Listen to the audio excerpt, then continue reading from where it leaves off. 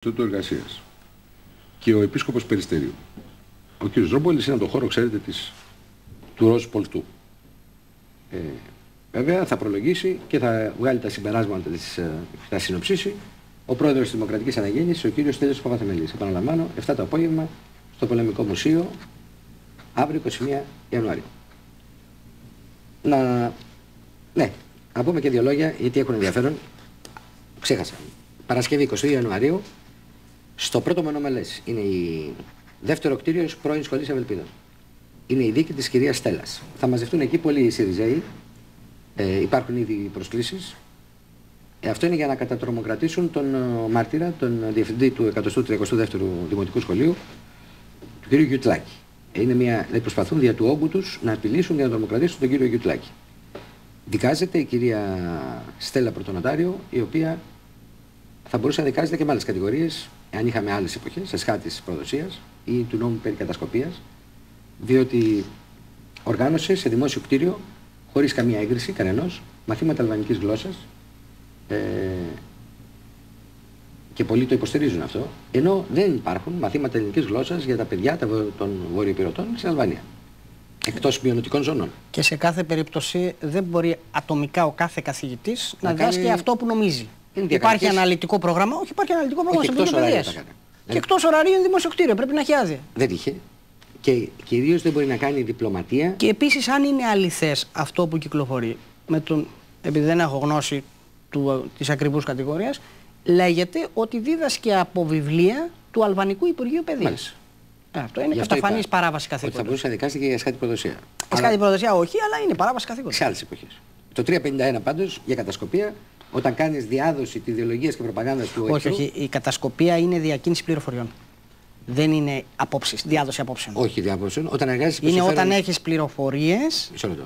Δίνεις πληροφορίες για το κράτος σου και τις αρχές του και τις λειτουργίες του σε άλλο κράτος. Υπέρ των συμφερόντων άλλης χώρας τι κάνεις. Αυτό δεν είναι. Δεν είναι κατασκοπία. Είναι άλλο πράγμα. Δεν είναι κατασκοπία. Εντάξει, με τον 351 θα πας, δεν έχει άλλη διάταξη. Ο αστικός κώδικας, με ποια θα πας. Υπάρχει παράβαση καθήκοντος. Καλά, εντάξει, με αυτό δικάζεται τώρα. Αυτή είναι η κατηγορία. Δεν υπάρχει κατηγορία όταν υπηρετεί συμφέροντα άλλης χώρας. Τώρα εδώ είναι ένα ενδιαφέρον πράγμα. Όταν κάποιος πρέπει να παίρνει και αντάλλαγμα από τη χώρα αυτή. Δεν το ξέρουμε. Το λογαριασμό της τον είδαμε. Τον άνοιξε ο εισαγγελέας. Ναι, αλλά όταν μιλάμε για ευθύνες ποινικές πρέπει να αποδεικνύεται αυτός που κατηγορεί αποδεικνύει, όχι αυτός που κατηγορείται. Ότι δεν. Λοιπόν, εδώ πρέπει να προκύπτει αντάλλαγμα. Εδώ τα πράγματα είναι χειρότερα, κατά τη γνώμη μου. Δεν έχει διερευνηθεί αν υπάρχει αντάλλαγμα. Δεν έχουμε. Την άποψή μου λέω, έτσι, αυτό που νομίζω. Νομίζω ότι τα πράγματα είναι χειρότερα. Δεν είναι πράκτορες. Έχουν άποψη. Πρακτόρικοι. Που θα μπορούσαν να έχουν πράκτορες. Μάλιστα. Λοιπόν, είπαμε και αυτό. Να πάμε τώρα στο άλλο το φοβερό και να περάσουμε στο νομοσχέδιο να έχουμε αρκετό χρόνο. Λοιπόν, αυτό είναι και λίγο αστείο βέβαια.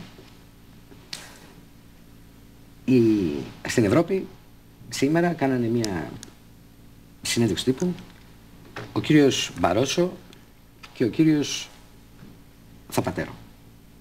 Το δίδυμο της συμφοράς. Για ποιο πράγμα? Αρχίζει η εκστρατεία καταπολέμησης της φτώχειας. Αυτό είναι μόδα εδώ και καιρό. Λέει, είναι η εκστρατεία του 2010. Προσέξτε τώρα. Τι θα είναι η εκστρατεία?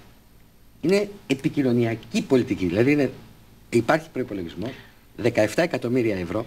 Αυτό ξεκίνησε από το νέο εργατικό κόμμα της Αγγλίας. Είχαν φτιάξει μια ΜΚΟ. Χαβαλές είναι. Make poverty history.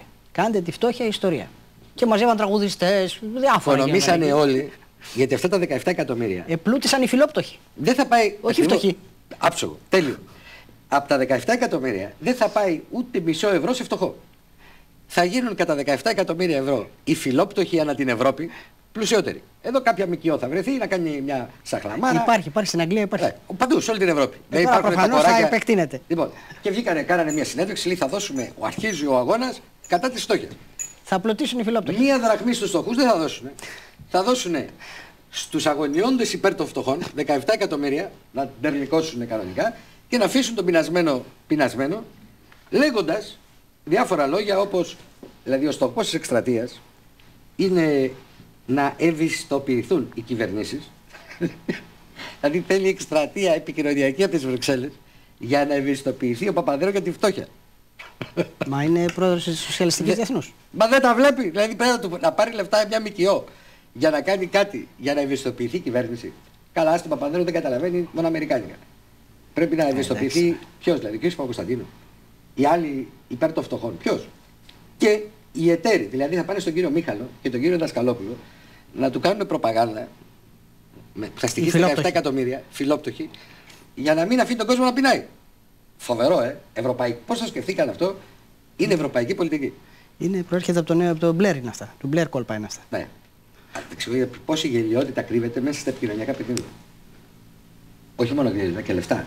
Γιατί τα 17 εκατομμύρια μπορεί να είναι λίγα, μην σας φαίνονται πάρα πολλά, αλλά στις τσέπες που θα πάνε, μην ανησυχείτε, είναι πολλά. Δηλαδή περιμένουν πώς και πώς. Γι' αυτό κάνανε και τη συνέντευξη. Διότι όλοι αυτοί που περιμένουν τα λεφτά λέει, φτάσαμε Γενάρη, πότε θα μπουν στο λογαριασμό, έχουμε να πληρώσουμε και αυτοί οι κάρτες, προσωπικό, υπάλληλους, ΙΚΑ. Έτσι. ΙΚΑ πληρώνει, ΜΚΟ, δεν ξέρω. Ούτε φορεία πληρώνει. Είναι μια ιστορία μεγάλη αυτό. Με πολλούς πλουσίους, πολλούς φτωχούς. Είναι άλλο οι πλούσιοι και άλλο αυτοί. Κάνε και εσύ μια ΜΚΟ μπορείς. Λοιπόν, τι άλλο να πούμε, αυτά γελιότητες. Είπαμε και για τους φτωχούς στην Ελλάδα και εξηγώ ότι η εικόνα αυτή που δίνει η Στατιστική Υπηρεσία της Ευρωπαϊκής Επιτροπής είναι για τους εργαζόμενους. Δεν αφορά τους άνεργους. Δηλαδή ο ένας στους 5 Έλληνες εργαζόμενους. Ούτε στους άνεργους, ούτε στους απόμαχους. Υπάρχει και ένα θέμα το πώς υπολογίζουμε τη φτώχεια. Ναι, έχουν αλλάξει και τον υπολογισμό. Κάνουν κάτι αλχημίες εκεί. Εμείς είμαστε με διαφορετικά κριτήρια. Αλλά αυτά είναι τα ευρωπαϊκά κριτήρια. Το 60% του μέσου ευρωπαϊκού όρου. Αλλά εάν δεις την ανάλυση που λέει ότι δεν μπορούν να ταΐσουν την οικογένειά τους, ότι δεν μπορούν να φάνε 2 φορές τη βδομάδα κρέας ή ψάρι, ότι δεν μπορούν να αγοράσουν, να πληρώσουν τον οίκη τους, ότι δεν μπορούν να αγοράσουν τα ρούχα, ότι δεν μπορούν να ταΐσουν τα παιδιά τους. Όταν βάζεις τέτοια κριτήρια, βλέπεις ποια είναι η δραματική κατάσταση. Δεν είναι μόνο το πόσο είναι το ύψος. Λέει μπορείς να ταΐσεις τα παιδιά σου. Με δυσκολία λέει ο άλλος.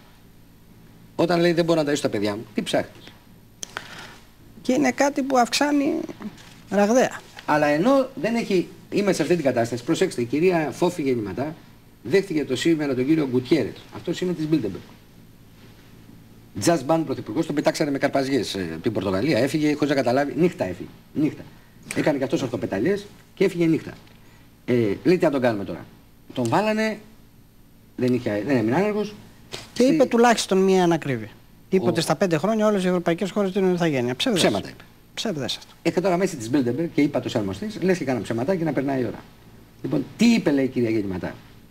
Η κυβέρνηση, παρά τις οικονομικές δυσκολίες, έχει συμπεριλάβει στους δικαιούχους του επιδόματος αλληλεγγύης και τους πρόσφυγες. Δηλαδή, εδώ δεν δίνουν στους αγρότες φράγκο και έχουν να μοιράζουν στους δενδρίτες. Μισό λεπτό. Επί του ψέματος. Αγγλία 8 χρόνια. Γερμανία 8 χρόνια. Ιταλία 10 χρόνια. Πορτογαλία 10 χρόνια. Η Γαλλία και Ηνωμένο Βασίλειο, επειδή έχουν τις απικιακές αυτές, 5 ετία. Η Πορτογαλία 10 χρόνια είπαμε. Στο νόμιμο μετανάστη, στον παράνομο. Στο νόμιμο πάντα. Εδώ μιλάμε για νόμιμο. Πάντα για νόμιμο συζητάμε. Και η Ολλανδία, που και αυτή έχει μόνο νόμιμους. Λοιπόν, να τα δούμε. Πριν όμως θα κάνω ένα τελευταίο σχόλιο, γιατί άπτεται άμεσα της επικοινωνιακής εκστρατείας που έχει εξαπολυθεί. Χτες για μια ακόμη φορά λέγεται, αυτή είναι η καταγγελία, κάηκε η συναγωγή στα Χανιά.